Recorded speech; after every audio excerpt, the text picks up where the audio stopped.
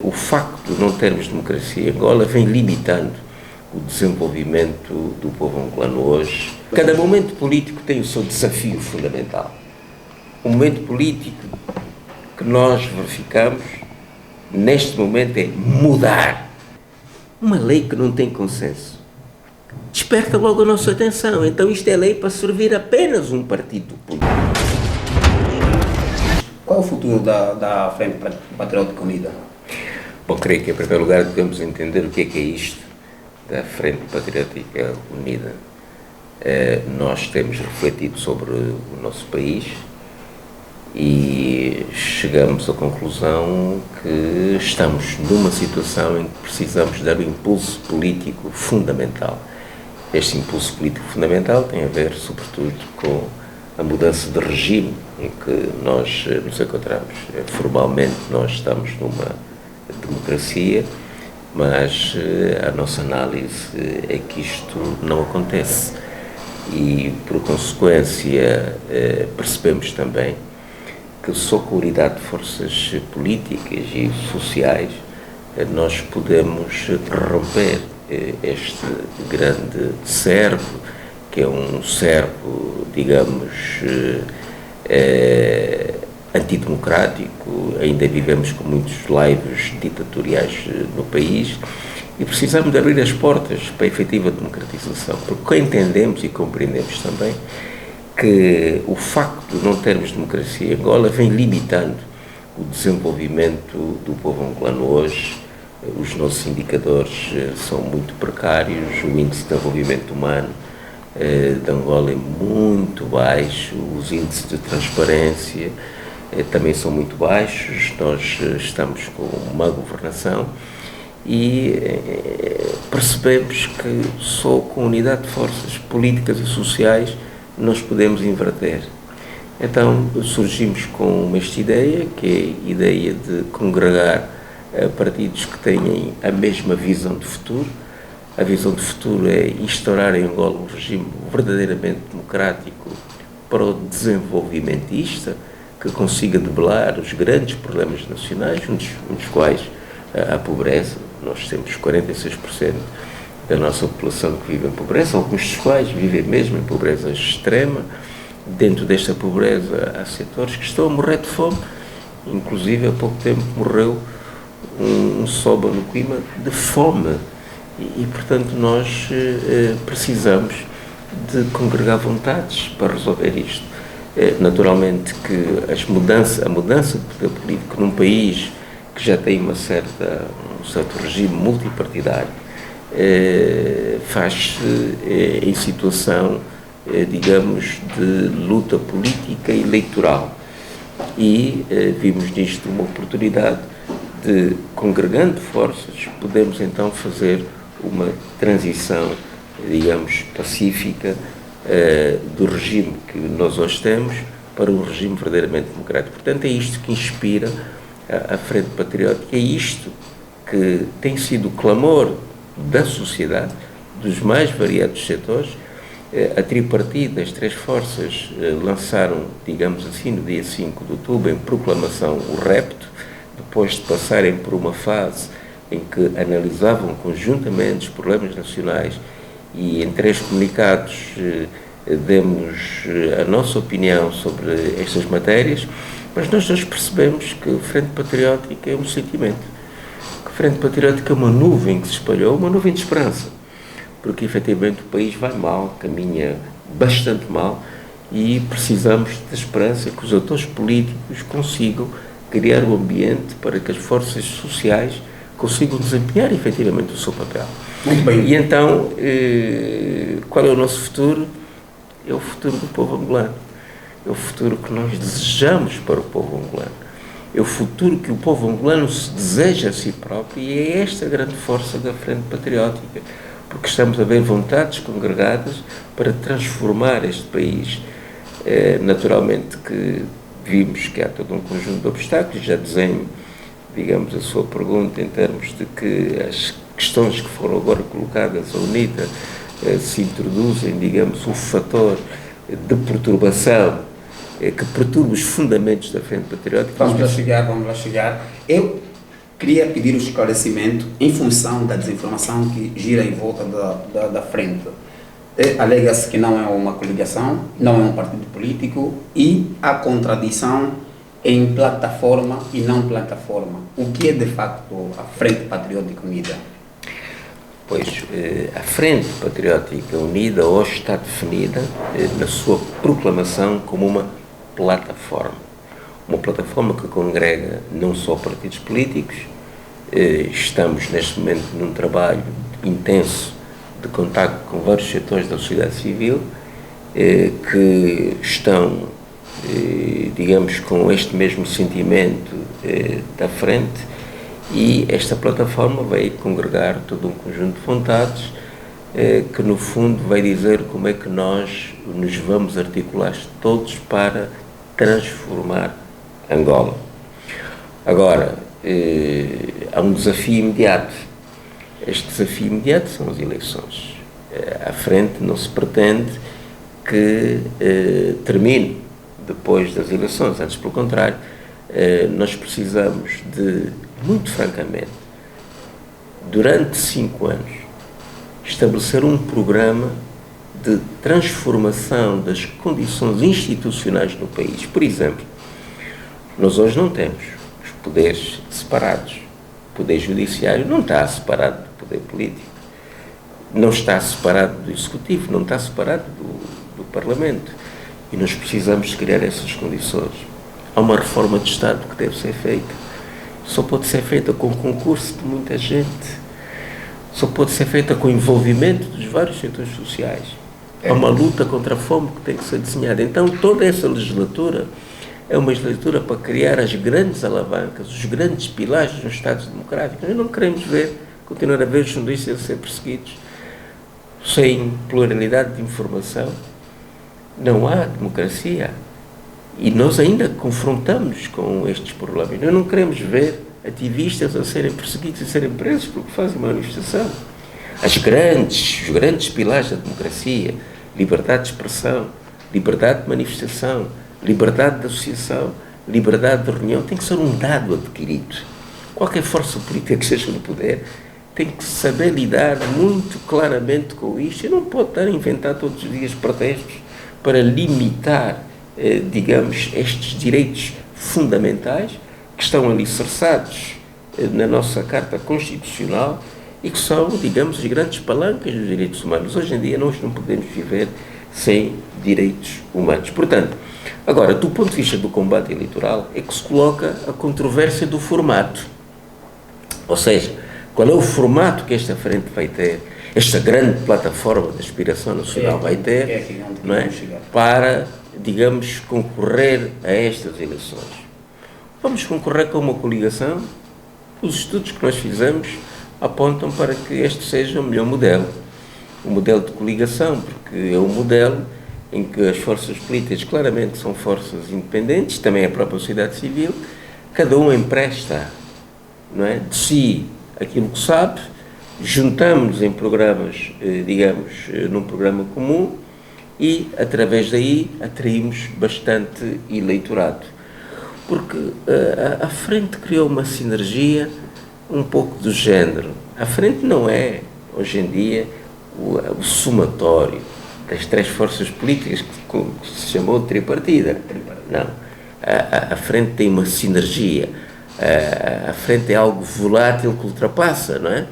Porque o que nós constatamos é que basta que haja confiança nos líderes para que todas as pessoas estejam, digamos, congregadas na frente. Os votos arrecadados pela frente vai ser pela Unida. Ou seja, vão servir para suportar o partido. Vamos lá chegar. Um processo formado. Já falei de espírito. O espírito é a nossa plataforma. Congrega toda a gente. É a vontade de todos. Não é a vontade de um ou do outro.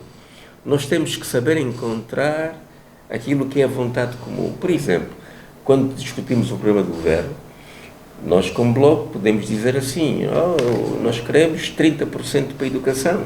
Os outros podem dizer que querem menos. Temos que encontrar, digamos, uma linha comum. E nesta linha comum estamos todos irmanados, não é? Vamos fazer uma reforma de Estado. Quais são os pontos fundamentais desta reforma de Estado? Vamos fazer ou não vamos fazer revisão constitucional? O que é que vamos reformar? Queremos um regime que é parlamentarista, queremos um regime presidencialista, portanto, temos que encontrar uma mediana. E, em primeiro lugar, é isto que temos que fixar. A FPU não é meramente uma sigla, não é meramente a forma como nós vamos para as eleições. É, sobretudo, este espírito de unidade, esta capacidade de congregar, isto que os angolanos gostam.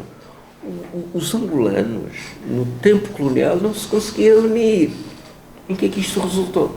Isto resultou numa luta entre nós de mais de 14 anos, uma luta fratricida. Havia um autogoverno que sobrepunha o sistema na altura. Então os angolanos estimam a unidade. Se os angolanos estiverem irmanados, não é? Está ali o Abel, está ali o Filomeno, está ali está ali o padre, está ali o bispo, está ali o representante da Umbunga, está ali. Os angolanos gostam e vão dar força a isto, porque sabem que as soluções vão tocar a todos nós. Portanto, isto é que é o espírito da FPU. A FPU tem este espírito. Agora, qual é o formato para encarar esse aspecto particular, tático e imediato, que são as eleições? É que pode ser através da coligação. A coligação pode ser FPU, por exemplo, onde os partidos que estão legalizados dão a sua cara, mas não só esses partidos estão na frente. Por exemplo, neste momento, o projeto Para Já é uma força política, mas não é um partido político legalizado. Se nós fazemos uma coligação, as forças que hoje estão nesta coligação e serão, digamos, portadoras do projeto, de acordo com as nossas leis, é a UNITA e o Bloco Democrático, certo? Mas isto não significa que são os únicos que estão aí. Está lá o Para Já? Não, e mais que isto. Estão as forças da sociedade civil, todas aquelas. Porque o que é que nós identificamos na nossa análise? Nós estamos perante um momento que é uma causa nacional, uma causa geral. E que neste momento, para criarmos um salto na situação política e social, nós precisamos estar irmanados. Cada um com a sua configuração, mas irmanados. Porque é um momento de salto qualitativo. Estamos a atingir, se a gente coloca uma panela no fogo com água, não é? Nós estamos a reunir força para atingir os 100 graus e fazer a transformação do líquido em vapor. E isto é um momento particular. Doutor, não é? Agora, argumentos... nós temos esse formato que é a coligação. Outro formato que pode existir é o formato de uma força política emprestar a sua sigla.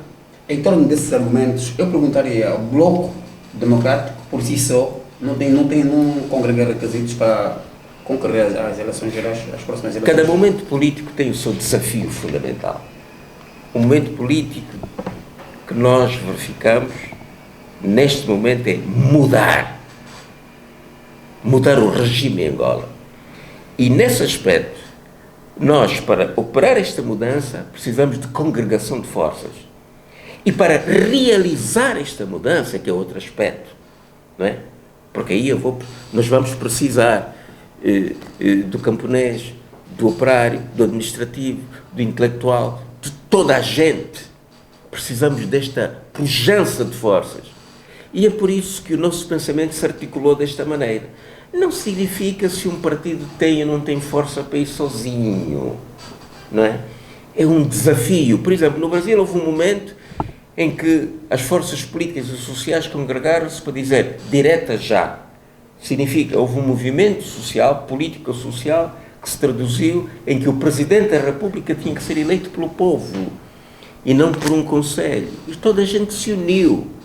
Há momentos sociais, há momentos políticos que são desafios que requerem várias forças. Esse é o nosso pensamento. E houve coincidência de pensamento. Nós apresentamos no Bloco Democrático uma moção estratégica com este pensamento, o Congresso da UNITA também, o Para Já aprovou também isto, e portanto é porque há alguma coisa que nos conduz a isso. Há como nós dizemos, há uma congregação de astros que nos levem, digamos, que nos conduzam a esta unidade. Reparem, no tempo colonial requeria-se que todos nós, angolanos, estivéssemos unidos. nós não estivermos unidos, que aconteceu uma desgraça para Angola. Neste momento, para desabrochar a democracia, nós precisamos desta unidade. Portanto, nós não estamos com aquele problema se vamos sozinhos, etc. O momento exige isto. E o que nós queremos é, interpretando o momento, não é? Conseguir realizar isto. Isto é o que nós desejamos. Doutor, há uma inquietação, há algumas inquietações em torno do eleitor relativamente a essa nova força, Frente Patriótica. Questiona-se a fragilidade da Frente Patriótica, tendo em conta os ataques que a figura que foi indicada para liderar a frente tem sofrido ao longo desses tempos. Uma vez, ou se eventualmente o Adalberto Costa Júnior não venha a ser presidente da UNITA, não fragiliza de facto o projeto? Bom, eu não vou fazer futurologia.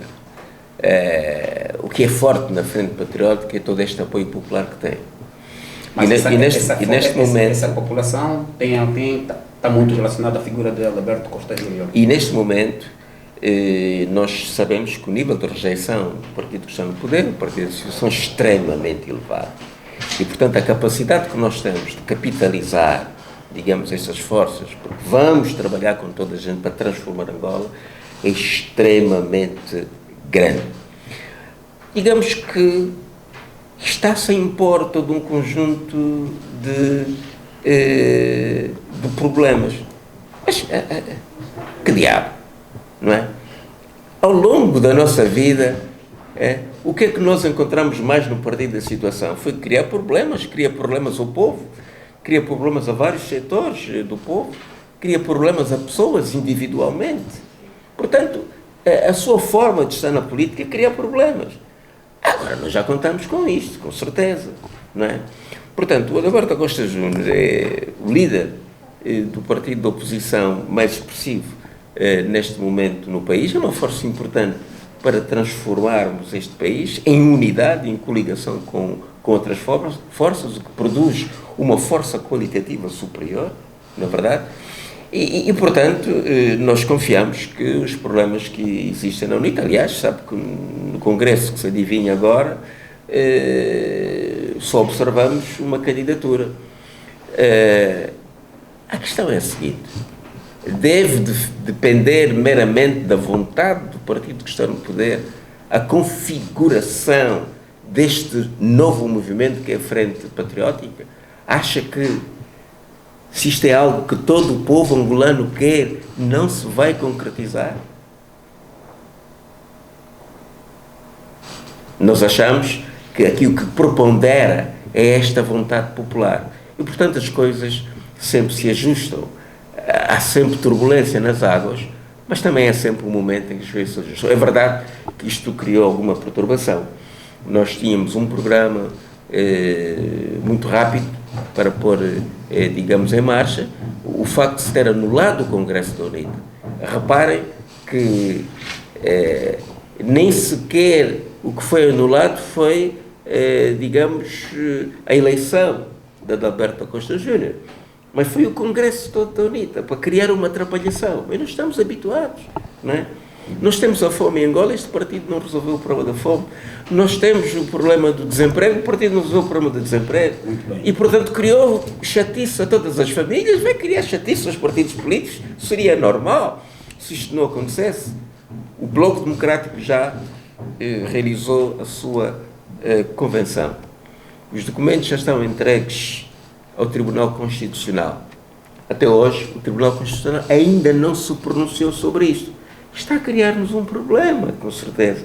Isto cria vários problemas de gestão, não é? Portanto, as instituições neste país, muitas vezes, não existem para resolver problemas. Existem para criar problemas. E o partido que está na situação, devido ao problema fundamental que nós temos em Angola, o problema fundamental que nós temos em Angola e que ainda não superamos, é que nós vivemos numa tónica de partido-Estado. E isto é contrário ao desenvolvimento democrático. E é isto que nós queremos resolver. Muito bem. Para si, caro teleinternautas, e nos sintonizou agora, sabe, estamos com o Dr. Filomeno Vieira Lopes, presidente Bloco Democrático. O nosso tema de hoje é o futuro da Frente Patriótica face à posição do Tribunal Constitucional à figura de Adalberto Costa Júnior. Filomeno Vieira Lopes, com certeza, nasceu em Luanda, no bairro Operário, nos anos 50, e foi militante ativo do partido MPLA e, de algum tempo depois, decidiu andar pelos próprios pés. Vamos continuar. Sr. Filomeno, já que falava no princípio sobre a nova lei eleitoral, qual é o seu pronunciamento em relação a essa nova lei eleitoral? Olha, eu acho que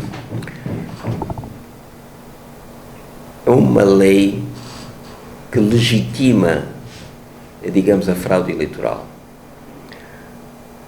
E isto é extremamente mau para Angola. Nós temos várias fases deste processo eleitoral. A primeira é, efetivamente, termos, digamos, um conjunto de leis, uma legislação que nos acomoda a todos nós, e essa legislação, como nós temos vindo a acentuar, não é uma legislação qualquer, é uma legislação de excelência. O que é que isto quer dizer com isso? É uma legislação que nos afeta a todos, tem a ver com todos nós, porque tem a ver com a soberania deste povo, tem a ver consigo, tem a ver com Desta vez foi acertado? E não foi acertado. Portanto, estamos a começar mal. Porquê? Porque esta lei devia, em primeiro lugar, ser uma lei de consenso, porque é uma lei nacional. Não se trata até de um orçamento geral do Estado, não se trata de uma lei que decorre de um programa de governo. Esta lei decorre de uma necessidade nacional, é a soberania do povo angolano que está em causa. E, portanto, tem que ser uma lei que permita que não haja fraude, que permita que haja transparência, que permita que haja lisura, que permita que ali onde você põe o seu voto, efetivamente, o voto seja ali contado. Porquê? Porque nós estamos a definir o destino desta nação pelos próximos 4 anos, ou 5 anos. Portanto, a lei a não permitir certo tipo de controle, em primeiro lugar, por não ser consensual. Só um partido é que está de acordo com esta lei. Um partido. O que é que tem que se fazer mais, sendo que a mesma já foi devolvida pelo Presidente da República? Nenhuma outra força política está de acordo com a lei. A juventude que fez manifestação junto da Assembleia Nacional e que entregou um manifesto, fez um conjunto de reivindicações nesse manifesto, nomeadamente apelando para que houvesse uma Comissão Nacional Eleitoral independente, não foi havida. Grupos de intelectuais e outros que fizeram abaixo-assinados, que em menos de 24 horas recolheram mais de 1.000 assinaturas, o grupo de defesa da cidadania, o grupo do grande ativista da sociedade civil, do Olívio Quilumbo, que fez também um abaixo-assinado, não é? Todos eles entregaram estes contributos à Assembleia Nacional. Uma lei que não tem consenso desperta logo a nossa atenção. Então isto é lei para servir apenas um partido político. O partido que está no poder, o partido da situação. Está a referir lá? É? Capaz. Portanto, é um mau princípio, porque não assegura, esta lei não assegura transparência.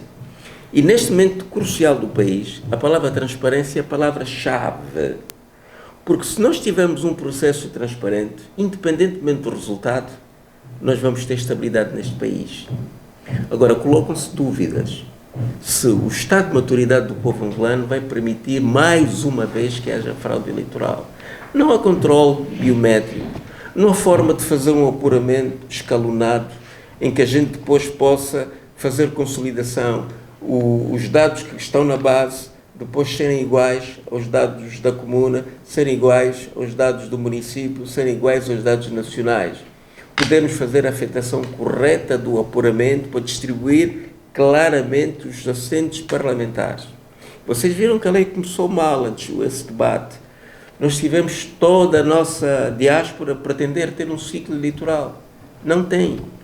Ainda por cima temos uma lei que não sabemos bem se todos da diáspora vão votar ou se vão votar só aqueles que estão lá, digamos, doentes, a trabalhar, ou por uma questão de ensino. O que deve ser feito mais, uma vez que ela já foi devolvida pela Assembleia? Os processos, nós estamos perante uma situação muito séria mesmo. Na nossa avaliação, o Bloco Democrático está muito, mas muito preocupado com isto que aconteceu. Ainda por cima tivemos uma habilidade ilusionista, mais uma vez, do Presidente da República, não é? Que devolve a lei com muitos adjetivos, dizendo queremos lisura, e utilizou um termo que nos é muito caro, sobretudo o Bloco Democrático, não é? Que espalhou isto pela sociedade, verdade eleitoral. E afinal, só recomendou ao Parlamento que colocasse lá alguma coisa relacionada com a corrupção eleitoral. O Presidente recomendou ou a Assembleia discutiu? Não, o Presidente recomendou isto no seu papel. E a Assembleia circunscreveu-se a isso quando podia, naturalmente, face até os adjetivos que o Presidente tinha na sua primeira carta dito, lisura, verdade eleitoral, transparência, que então fossem também acauteladas outras situações. Por exemplo, nós não temos possibilidade de auditar, não é, este processo eleitoral. Eu não sei sequer, não é, quais são os programas que estão nos computadores, porque eu, como ator político, devo ter a possibilidade de ir auditar estes programas, não é? Você sabe que no mercado existem softwares que podem adulterar resultados de votações eletrónicas, por exemplo. Não é verdade? Não é? E nós podemos, chega um partido tem 1% e eu digo assim, olha, a partir do momento em que este partido chega a 1%, desloque os votos para outro partido. Isto até já aconteceu no próprio partido da situação, em que houve um secretário-geral deste partido que foi afastado porque colocou-se lá um programa eletrónico na urna, não é verdade? Que permitiu a deturpação e uma certa figura que até organizou, digamos que é o Lope Nascimento, organizou, porque foi afastado, não foi o Comitê Central. Portanto, nós devemos ter a possibilidade de auditar esses programas. Eu devo saber quem é que entrega, como é que está, por exemplo, o ficheiro. Aquele ficheiro, não é? Tem duplicação de pessoas. E é líder de um partido da oposição, está mais ligado, está muito mais próximo dessas informações. Exatamente. Nós, em 2012, fomos afastados de concorrer e nós notamos que, afinal de contas, haviam cartões eleitorais duplicados. E nós não temos forma de reclamar. Porquê, doutor? Não é? Porquê? Porque não, a lei não nos permite fazer os testes todos informáticos, fazer as verificações com tempo, não é? Para poder identificar os vícios que o próprio ficheiro tem. Quem promove outra situação, não é? Outra situação. Nós não sabemos quem é que trabalha no Tribunal Constitucional e que faz a verificação das candidaturas, não é? E nós verificamos e protestamos contra isso, e inclusive em 2012 eu dei uma entrevista sobre isso, que apontei dados muito concretos, não é? Mas como a imprensa normalmente está controlada, inclusive os dados concretos que eu apontei depois não saíram para a opinião pública. Mas muitas, quando havia aquele sistema do cartão, há dois números, o número do grupo e o número do cartão. E era digitalizado. Digitalizavam mal um número e depois o sistema recusava. E cortavam pessoas. Então tu entregavas 20 mil assinaturas, eram validadas 10 mil e o teu partido para a rua. Foi isso que ocorreu com o Bloco. Isto ocorreu com o Bloco e agora vimos na questão do para já também ocorreu isto. Ocorreu agora com os crentes que entregaram cerca de 10 mil assinaturas e foram validadas 1.850, portanto, com quem o partido no poder acha que não podem ser atores políticos. Portanto, todo esse sistema está viciado. Eu, como ator político e qualquer ator político, devia ter a capacidade de saber quem é que está a trabalhar neste sistema. Então isto é mau. Por que é que não existe uma Comissão Nacional Eleitoral independente? E ainda por cima coloca-se a Comissão Nacional Eleitoral num perímetro de alta segurança. Por que não existe, doutor? Não existe porque esta Comissão Nacional Eleitoral, não é? Deve responder àquilo que o partido que está no poder pretende. Não existe, porque até as eleições são um grande negócio, não é? Nas eleições, as pessoas do partido de poder chegam ao chefe da Comissão Nacional Eleitoral e dizem: olha, esse concurso aqui da logística, isto tem que ser para nós, tem que ser para as nossas empresas. E estas empresas já têm todos os softwares de deturpação. Essa questão da fraude remete-nos à situação. Repara, e este aspecto é um aspecto crucial porque é uma linha vermelha. O Bloco Democrático fez eleições no seu partido e criou uma comissão eleitoral independente. Abrimos os nossos ficheiros a pessoas da sociedade civil, seguiram todo o processo em todas as províncias. Tivemos uma comissão provincial também independente. E isto resultou em quê? Resultou que as eleições correram bem. Porque não havia interesse das pessoas da comissão eleitoral em qualquer um dos candidatos. O que é que acontece connosco? Nós temos uma Comissão Nacional Eleitoral com maioria do MPLA. E sabemos que o Estatuto do MPLA diz: todos aqueles que estão em funções públicas que o MPLA depois lá devem obedecer aquilo que o MPLA quer. E o MPLA quer o quê? Fazer a manutenção do poder. E eles têm que fazer tudo, mas tudo que esteja ao seu alcance para que o MPLA ganhe as eleições. Nós vimos o que é que aconteceu em 2017. Por exemplo, o número de mesas de partida, não é? E de assembleias que nós tínhamos não foi o número de mesas que foram contadas pela Nacional. Apareceram mesas fantasmas. E isto, que concreto, injetaram-se mesas que não tinha nada a ver. Não é? Por que razão é que você tinha uma população estimada para ir em 10 milhões de votantes e mandou fazer 30 milhões de boletins de voto? Porquê? E deixa-me dizê-lo aqui muito francamente, porque são preenchidos votos duplos. Há troca de urnas. Sabendo nós que temos esse histórico, e tudo isso nós criamos uma lei que... Tudo isso acontece sob o olhar dos partidos da oposição. Não, nós vimos que em 2017 houve um conjunto de comissários da oposição, ou que estavam ligados aos partidos da oposição, que contestaram todo um conjunto de práticas, não é? Mas você aqui não tem um tribunal eleitoral. E ficaram por aí. Ficaram por aí e não tiramos lições destas práticas. E como sabe, o que é que aconteceu em 2007?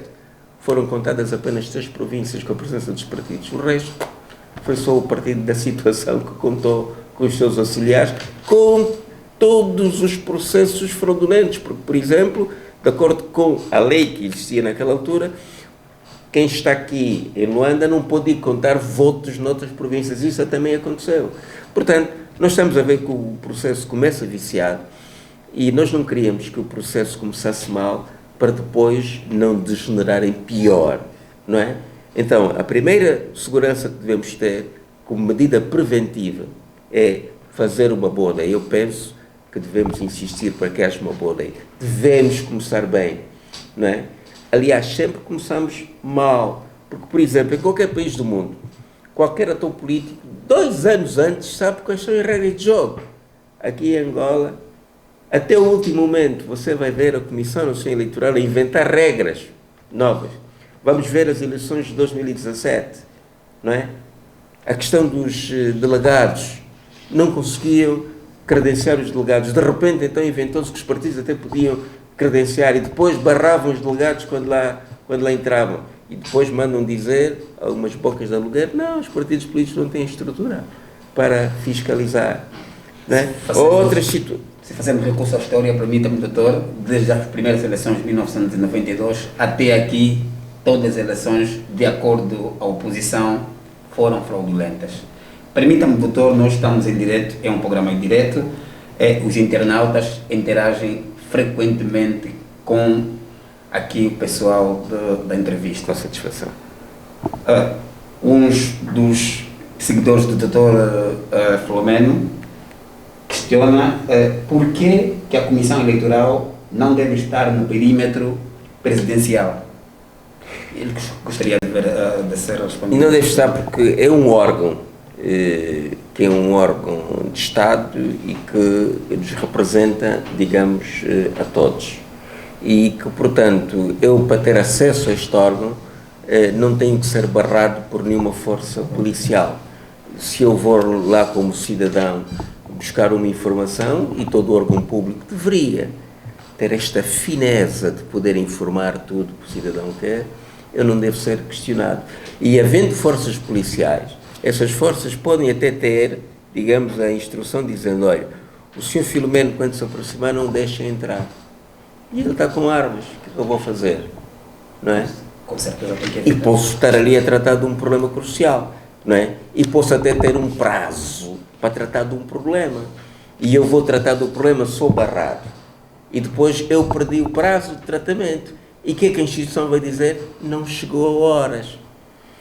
Portanto, quer dizer, repara que a primeira questão do contencioso eleitoral diz respeito à CNE. E, portanto, aquilo vai ter um grande movimento, não é? Movimento dos mandatários e de outros.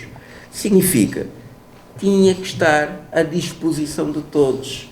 Não pode ter nenhum freio policial. E quando está de uma maneira reservada, quer estar num freio policial, quer pode ter canais diretos com, digamos, o Executivo. E temos que perceber o seguinte, quando nós estamos em eleições, estamos com a probabilidade de alternância do próprio Executivo.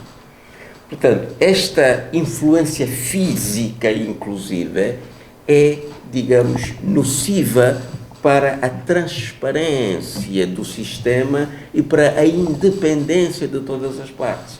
CNE é, efetivamente, ou deveria ser, uma instituição verdadeiramente independente e, portanto, não deve ficar neste perímetro. Não estamos sequer em guerra, não é?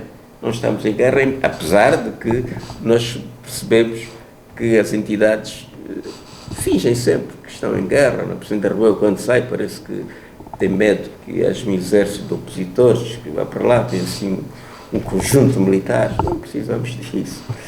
Doutor, essa questão da fraude remete-nos, sobretudo, à questão da corrupção. Como é que olha para a corrupção em Angola? Ou seja, qual é o seu pronunciamento em relação ao combate à corrupção levado a cabo pelo consulado do atual presidente João Manuel Lourenço? Olha, nessa questão das eleições, a corrupção assume aspectos que se pode considerar corrupção política, por um lado, que é um aspecto particular, mas dá uma outra oportunidade, porque nós estamos num estado de negócio. Em todas as esferas, digamos, da nossa vida, empresarial e outras, nós constatamos que a corrupção é algo presente. E a questão das eleições, eu já falei aqui que muitas encomendas, há ajustes diretos, não há concursos, há deturpação de concursos, há cadeiros de encargos que não passam na CNE, não passam naquele conjunto de pessoas da CNE, porque senão, por exemplo, como é que você encomenda 30 milhões de boletins de voto, que nós só sabemos porque foi uma questão que foi para a Espanha e criou-se ali um contencioso com a empresa que gera essas coisas em Angola, uma empresa espanhola, a Indra, não é? Mas como é que é possível qualquer indivíduo da Comissão Eleitoral, se tivesse acesso a esse caderno de encargos, teria logo visto que havia aí um exagero, 3 vezes mais. Doutor, essa questão da fraude... Então, esta questão das eleições é muito permeável, digamos, a corrupção. Você vai ver no fim do dia que empresas é que foram escolhidas para a logística eleitoral, para fazer os boletins de voto, tudo ligado a gente que está no poder. Portanto, é uma grande oportunidade de negócio. Outro aspecto de corrupção é, digamos, o partido no poder, muitas vezes, ir à procura de aliados, não é? Ir à procura de aliados e corromper até partidos que estão na oposição, não é?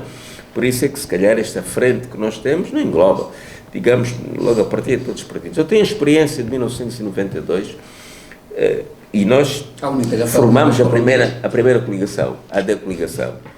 E 10 dias antes tivemos uma crise profunda na AD Coligação, porque havia um partido, que era o partido na altura, do responsável da AD Coligação, que estava a negociar um negócio, digamos, com um partido no poder, que tinha 2 milhões de dólares à vista, que tinha carros para receber, portanto é uma coisa escandalosa, não é?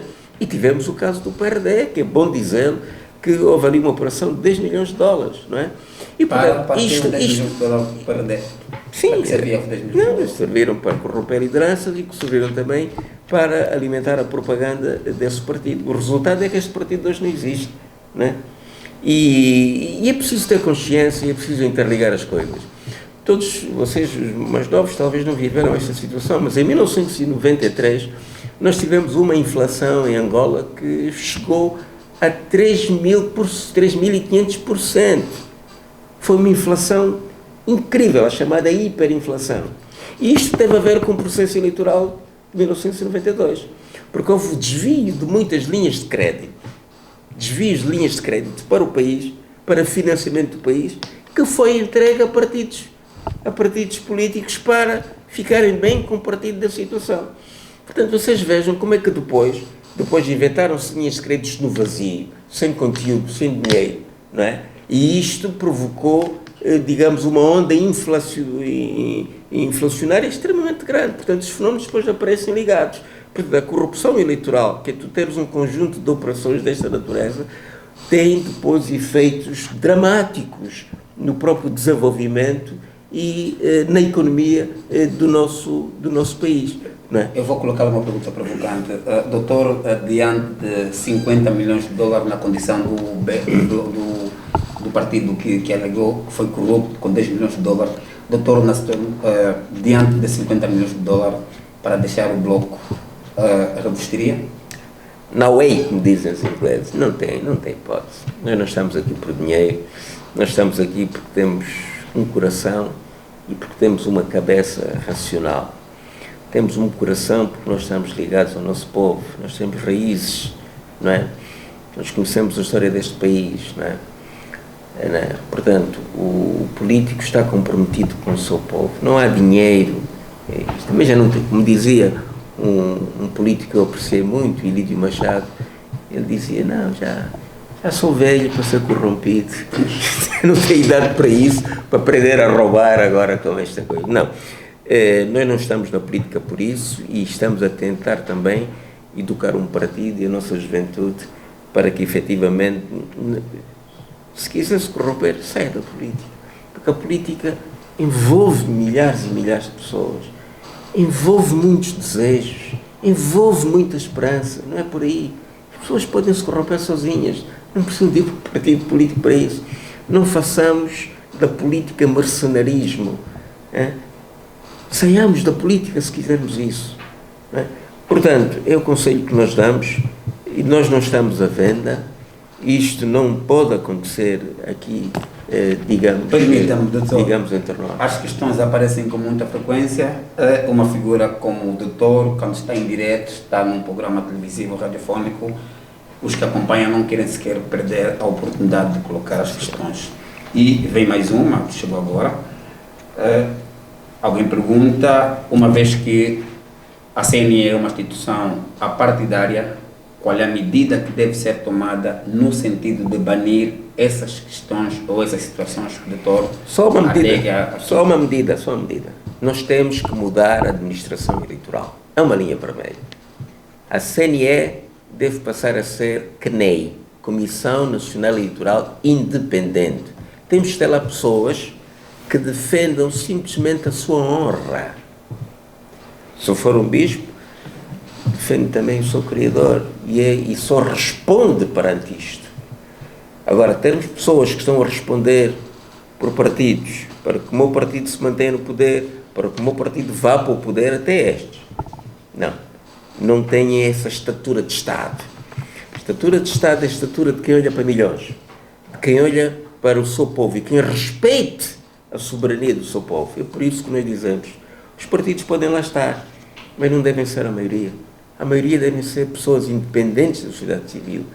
Nós queremos que nesta sociedade existam pessoas que respondam por si próprios, que respondam só pela sua honra. E, portanto, não estão ali para ter benefício pessoal, estão ali para servir. É esta Comissão Nacional Eleitoral Independente que vai dar confiança a todos os atores políticos e que vai dar confiança a todos nós, de que ali onde a gente coloca o voto, que é o projeto que nós queremos que conduza os destinos desta nação, é ali que o voto deve ser contado. Quer dizer, as pessoas devem ser respeitadas. Se deturpam a natureza do meu voto, eu não estou a ser respeitado. E quem for para o poder com fraude, nunca vai fazer bom trabalho. Nunca vai fazer bom trabalho. Porque ele está lá porque conseguiu domar as pessoas, conseguiu mentir no número de votos que lá está e, portanto, ele não é responsável por ninguém.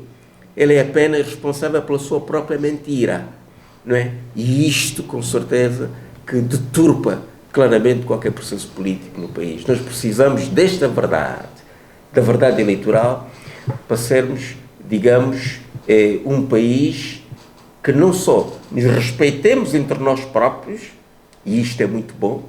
Qualquer político que se preze tem que ter a capacidade de respeitar o seu concidadão, como passaremos também a ser respeitados pela comunidade internacional. Doutor, minha pergunta é a seguinte. Um partido que ganha as eleições cria um governo à base de fraude eleitoral e os partidos de oposição tomam posse na Assembleia, não estariam a colaborar com a mesma fraude? Não seria justo não fazerem parte desse conjunto de fraude que tem colocado o... Eu penso que até hoje aconteceu isso.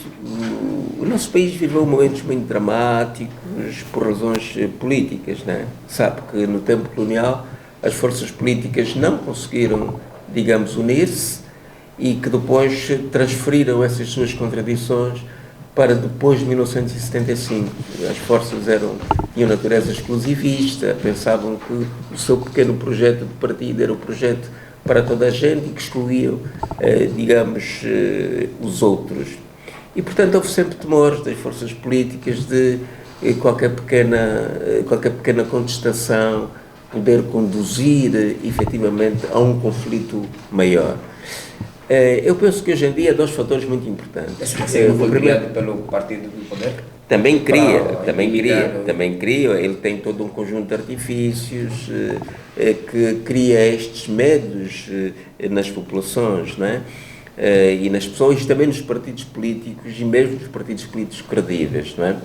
E penso que até hoje isto não aconteceu, porque esse partido também é um partido que muita gente depende de si, do ponto de vista, porque domina a sociedade toda, o emprego das pessoas, não é? Você fica, digamos, espantado como é que o António Venâncio não conseguiu 2.000 assinaturas num partido que tem 5 milhões, não é? Só pode ter uma explicação, as pessoas terem medo, porque vão perder o emprego, porque vão perseguir o filho, etc., e não arriscam ali, porque o poder que este partido tem tido nesta sociedade permite quase mexer na vida de cada um, não é? Pessoalmente, tem uma estrutura de segurança, que é a segurança partidária, não é a segurança nacional, que faz isso. Então, quer dizer que tem havido muita prudência da parte dos partidos políticos, por um lado. Mas neste momento eu penso que não há grande disponibilidade da sociedade e que há uma audiência maior dos partidos políticos da oposição, pelo menos de alguns, relativamente a esta questão. Eu penso que isto vai colocar-se muito claramente em 2022 e penso que se existir fraude eleitoral, vamos ter aqui alguma dificuldade e o país vai caminhar para uma crise política com certeza. Vai ser difícil os partidos políticos, perante a pressão popular, digamos, assumir os seus assentos. Por isso é que é importante evitar isto. Como é que se evita isto? Vamos começar com uma boa lei, vamos criar um processo limpo, vamos criar uma funcionalidade de uma Comissão Nacional Eleitoral em condições. E a boa lei significa mudar também a administração eleitoral. Vamos lutar para ter uma Comissão Nacional Eleitoral independente. Não é? Eu não tenho medo de uma Comissão Nacional Eleitoral independente. Não é? Eu tenho que lutar para conquistar este eleitorado, tenho que fazer este esforço. Mas só aqueles que votarem em mim é que devem ser contados em mim, não os outros. Doutor, tem aqui perguntas muito curiosas que gostaria de ver respondida. Foi membro do Comitê Central do MPLA. Na altura, e nós estamos a voltar um pouco à história, sofreu, sobretudo, os ataques daquele regime, ou pelo menos aquilo que foi o 27 de maio, foi vítima do 7 de maio e viu seu sobrinho, irmão e cunhada mortos naquele sistema. O que aconteceu com seu irmão, de facto? Bom, é preciso perceber um pouco a natureza deste regime. Isto são questões muito dolorosas, que infelizmente abarca praticamente todas as famílias angolanas. Este dossiê do 27 de maio e outros dossiês também genocidas, não é? Afetam todas as famílias. Nós estarmos na política, naturalmente que estamos aí muito antes destes acontecimentos, mas a nossa grande aspiração, o nosso grande desejo é que possamos formatar um regime que não se veja forçado ou estimulado a cometer genocídios desta natureza. Isto marca muito o país, atrasa o seu desenvolvimento, coloca o cidadão numa situação menor, uma situação de medo constante, uma situação de não liberdade, e com certeza que isto tem impactos no desenvolvimento, na nossa forma de estar e de ser muito grande. O nós estarmos na política tem efetivamente este desejo profundo, não tem um desejo de vingança relativamente a ninguém, mas tem este desejo humano de podermos formatar efetivamente um regime que seja incapaz, por qualquer motivo, de voltar a cometer esse tipo de coisas. Infelizmente, ainda estamos numa conjuntura em que tudo isto é possível fazer. Qual é a sua avaliação sobre não é naturalmente efetivo. A boa desculpa é a praxis política, é a prática, é mudar, é criar um regime de liberdades, é criar um regime não persecutório. Nós temos neste momento um líder da juventude que está a ser perseguido, um jovem que quer estudar, que é bom estudante, mas que não deixa de ser cidadão e que, portanto, está também envolvido em lutas pela cidadania. Por causa disso, tem um processo disciplinar na sua escola. Aqui, quem transpira liberdade, quem transpira cidadania, é logo perseguido, de todas as maneiras e feitios. Vocês, jornalistas, sabem bem disso, não é? Então, temos que mudar isto. O meu irmão era delegado de saúde, naturalmente que havia coisas que ele não gostava, por exemplo, que se chegasse comida ao Mochico onde ele estava, a comida não fosse para os hospitais para alimentar as pessoas, ia todas para os membros de direção, do Comitê Central, etc. Essas coisas já se observavam naquela altura. Devo dizer que em 27 de maio já não estava cá. Eu saí do MPLA em finais de 75, não é? Apresentei várias cartas de demissão naquela altura, porque já naquela altura o MPLA trazia uma tradição de repressão interna, não tinha democracia interna, e qualquer pessoa que contestasse alguma coisa, etc., era reprimido da forma mais violenta. Vocês souberam de 3 grandes personalidades que foram fuziladas ainda naquela altura, um deles o Soto Maior, não é? E, portanto, eram práticas com as quais nós não concordávamos, não é? E tivemos, naturalmente, problemas políticos no seio do MPLA que conduziram o meu afastamento. Eu, na altura, estava no Comitê Central do MPLA, mas estava também na Comissão Diretiva do Luanda e era um corresponsável do Departamento de Organização de Massas Nacional do MPLA. Larguei tudo na minha vida para me dedicar exclusivamente, digamos, na altura ao partido e, portanto, nós já percebíamos que a forma de resolver problemas internos no MPLA era uma forma errada, era uma forma sempre violenta, que depois conduziu, 2 anos depois, ao 27 de maio. E hoje, deixa-me dizê-lo, quer-se transferir o 27 de maio, que foi uma polémica interna dentro do MPLA, intramuros, para uma polémica nacional. Esta questão da lei eleitoral, tal qual ela foi feita sem consenso, não é? Mostra que o presidente João Lourenço, com o seu partido, querem transferir a discussão parlamentar para um outro flanco, né? Porque nós estamos a ver um polo, Angola, partidos políticos da oposição, mais sociedade civil, etc., todo o mundo, e estamos a ver outro polo, MPLA, que acha que tem forças armadas, tem forças de segurança, pode intimidar toda a gente, e quer impor a sua vontade pela força. E isto pode ser mau para Angola, não é? E nós temos que ver, por isso é que nós estamos a fazer uma luta para que tenhamos transparência neste processo. Porque isto é o único fator de estabilidade que nós estamos em Angola. Nós estamos em Angola com muita fome, não é? Nós vivemos com uma juventude que não tem oportunidades. Grande parte da juventude não tem emprego, não é? E está-se a criar até problemas da imprensa. Qualquer dia eu vou sentir muito que os meus amigos possam não ter também emprego, não é? Porque o Estado quer agarrar tudo, agarra, despede pessoas, põe pessoas que gostam, que lá estejam, porque ainda não lidou com o pluralismo, né? Tudo é a fingir.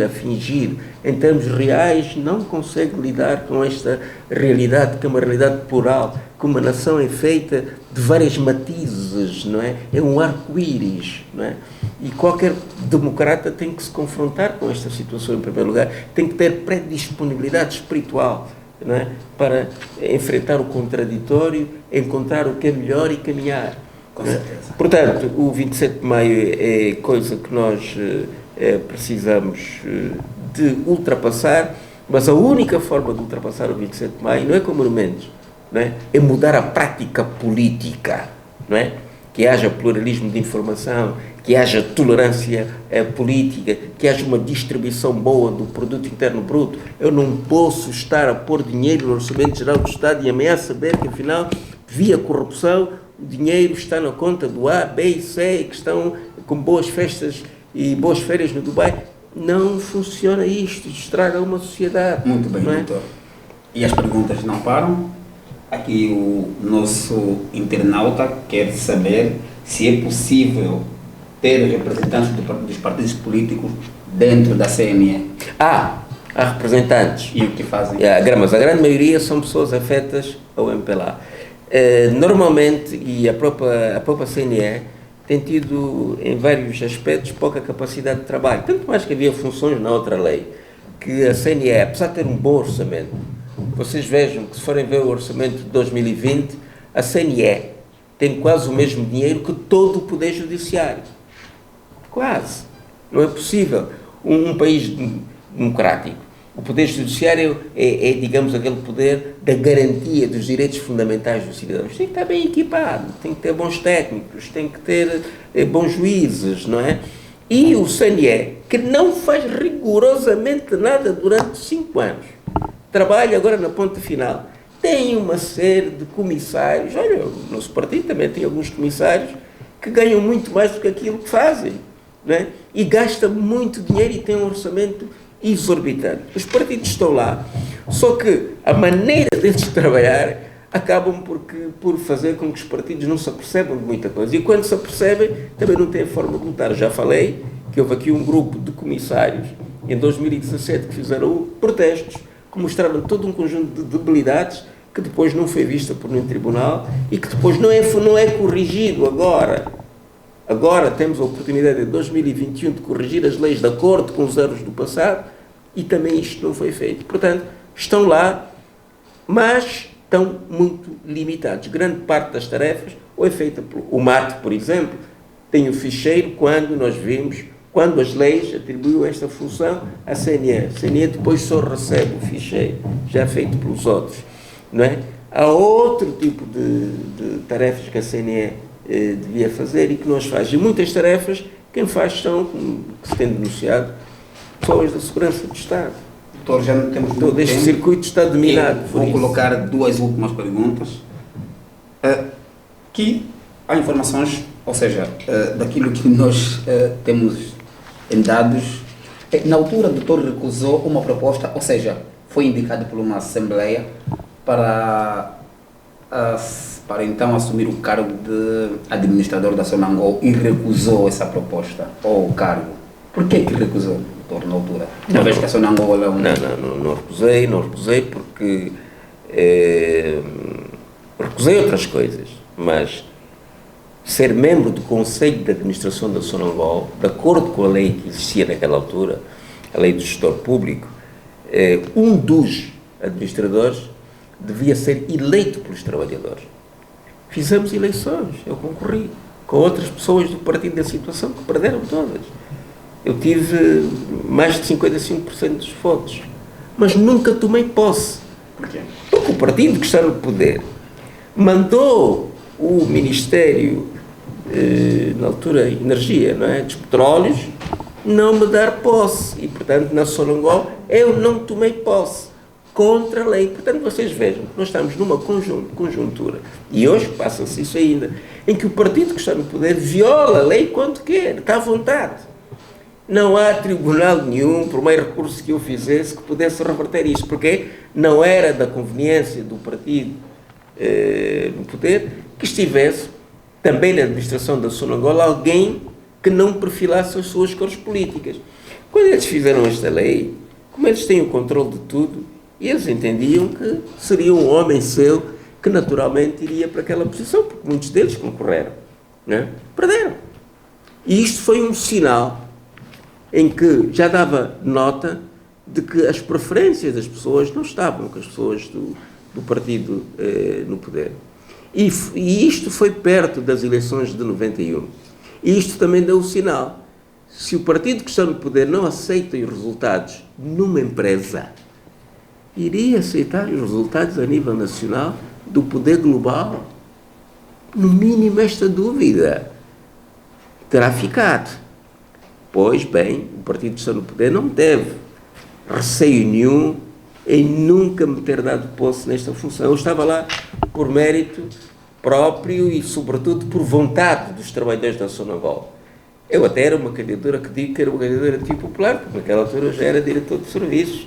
Há a fama de que os diretores de serviços portam-se mal e, portanto, mas efetivamente também comigo havia factos que tinham ocorrido na Sonangol que trouxe a simpatia das pessoas e entendiam que era uma pessoa que pelo menos ali poderia defender um dos aspectos fundamentais. É evidente que a administração não trata só de problemas laborais, mas que questões de equilíbrio podiam ser, as pessoas viam que eu tinha também esta capacidade de ajudar nesse aspecto, para além de questões de gestão, porque eu também tinha funções de gestão lá. Eu cheguei a ser presidente da comissão da base do Quanda, e isto não era por cunha, era só mesmo por questões meramente de competência profissional. Então,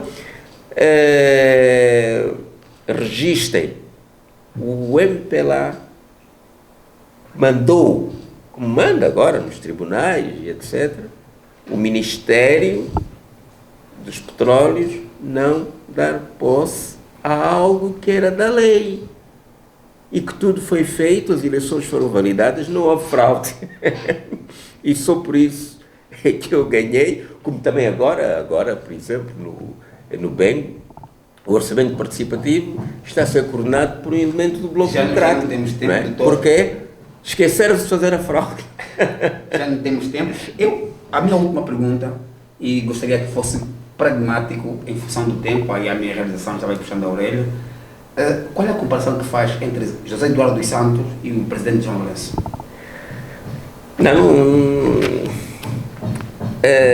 Digamos que o presidente João Lourenço está há pouco tempo no poder e, portanto, ainda não lidou com o poder e precisa de ser muito truculento. O presidente José Eduardo dos Santos já teria, digamos, alguma habilidade, mas a base, digamos, é a mesma. O presidente João Lourenço herdou muito daquilo que foi deixado pelo presidente José Eduardo dos Santos e está, inclusive, a desenvolvê-lo. Portanto, está a mostrar, digamos, uma postura ditatorial um pouco, digamos, mais acutilante, porque ainda não tem, digamos, a habilidade de poder que o outro, com o tempo, já tinha adquirido. Então as coisas estão a surgir muito de maneira crua e sempre com jogos de ilusionismo. Vou abrir a comunicação social, no dia seguinte arranjo uma maneira, reprimi-lo toda. vou mandar um coisa para o Parlamento, criou uma grande expectativa e isto é mau, porque o Presidente João Lourenço está a criar grandes expectativas que depois as destrói. E isto já não é um tiro no pé, é um monacachito no próprio pé. Doutor, estamos já ao fim do nosso programa. Gostaria então que fizesse as últimas considerações. O que é que tem mais para acrescentar daquilo que... Eu agradeço esta oportunidade que me foi dada pela Hora H e gostava de voltar a realçar um ponto. Nós estamos perante a emergência de um pleito eleitoral, perante a possibilidade, inclusive, de alternância do poder pela forma mais democrática possível. Nós desejamos profundamente que criemos todas as condições para que estas eleições sejam transparentes. Advertimos que esta lei não é boa, que a administração eleitoral não está bem organizada, precisamos de mudar isto fundamentalmente. Sinto que o povo angolano não está disponível para contemplar mais uma fraude eleitoral e que há forças políticas que também, digamos, compreendem este sentimento popular. O meu profundo apelo vai, em primeiro lugar, para o partido que está no poder, mas para os seus militantes, no sentido de começarem a refletir profundamente o país, as necessidades que este país tem de viver com estabilidade, e que a palavra estabilidade, paz, harmonia, hoje está traduzida numa coisa muito simples: transparência do processo eleitoral, para podermos evitar problemas no futuro e, sobretudo, para podermos dar esperança a este povo e, em particular, a esta belíssima juventude que temos no nosso país. Muito obrigado por esta oportunidade. Para si que nos acompanhou, caro teleinternauta, foi assim mais outra face da moeda com Flomeno Vieira Lopes. Chegamos ao fim. Muito obrigado pelo carinho da sua audiência. Voltamos a estar juntos daqui mais 8 dias. Já sabe, ama sempre. O amor sempre nos convida a amar. Amar também é uma decisão. Até lá. Obrigado.